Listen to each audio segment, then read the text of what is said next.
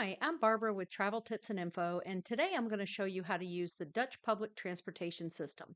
I'm going to include trains, trolleys in Amsterdam, and buses. We're going to start at Schiphol Airport and assume that you're just arriving and need to take a train somewhere. The good thing about the airport is that the train station is located below the shopping plaza, below ground level, and there's a ticket window just outside the baggage claim.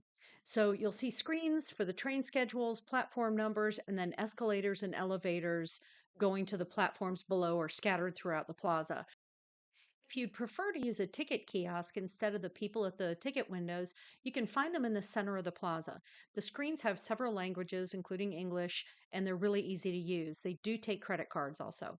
You can either get a paper ticket like this, or you can get a more permanent plastic card that you have to pay for. I think it's like €2, and then you can reload money onto it as you travel throughout the country. You can find the train schedules printed on these stands, or you can download the NS app, which is what I do because it will plan your trip out for you. All you put in is the start and end point, and it will tell you where to change trains, if you need to take a bus. It'll even tell you the platform that your trains come and go on so that you know whether you have to lug your suitcase up and down stairs and how much time you'll need. You'll find the train destinations and track numbers on these signs right above the escalators. But before you go down, you must remember to tap in at one of these little stands. You just hold your ticket or card up to the little icon under the screen until you hear it beep.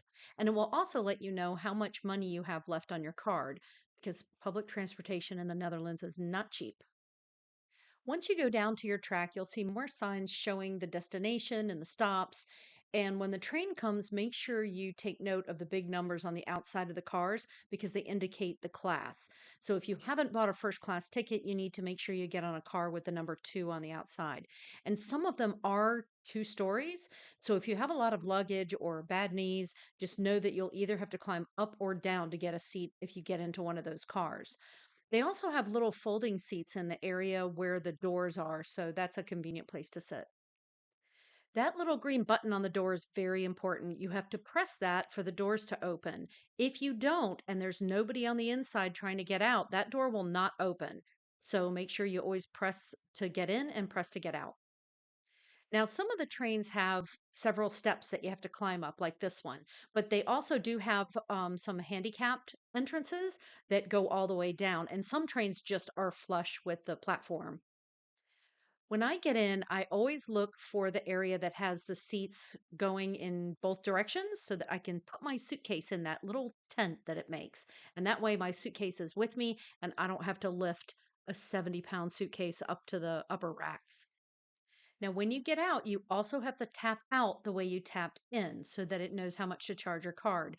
And in some stations, there are two of them, like you see here. If you have not bought an Arriva ticket, you have to tap out on that yellow one, which is the same as the NS app that you have downloaded. Okay, on to Amsterdam Central Station, and this place is huge, but there are information booths around, so there's always people that can help you navigate. If you're changing trains here, you'll find maps and schedules all over.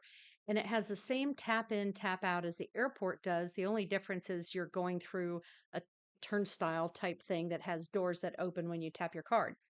The hallways that lead to the tracks are underground, and you're probably going to have to walk upstairs to get to the platforms because often their elevators are not working. If you want to take the trolley to see the city, the biggest issue you'll have is finding the right platform outside.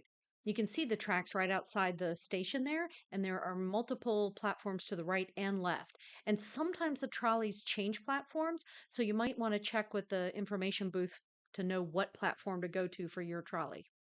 The trolley system has the same tap in, tap out as the buses and the trains. It's right there at the front and in the second car where that person is sitting in the booth. They can also sell you tickets and answer any questions you might have. The buses in the Netherlands are really nice and easy to use. This is the bus station in the city of Groningen, and there are multiple platforms that have letters and signs indicating which lettered platform your bus will be at. And at the platform, there are schedules that list the times and the stops for each bus. Don't forget to tap in when you get on. And once you're on the bus, you'll see a screen in the front that shows you what the next stop is so that you know how long you have. And when you want to get off, you just press the red button that says stop. Those buttons are on all the poles throughout the bus.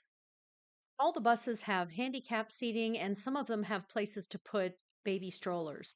And they also have USB outlets, and most buses have Wi Fi. If you're getting on a bus at a stop in a town, most of them have these screens here that tell you when the next bus is coming. So that's about it for the Dutch public transportation system. I'm going to leave you with this one tip. Every now and then you might get off at a station like this one, which I did last year, and it's below street level with stairs, escalators, and elevators going up.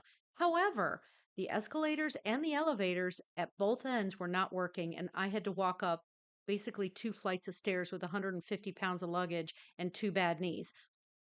Think I would have made it if this group of guys hadn't come down and helped me up.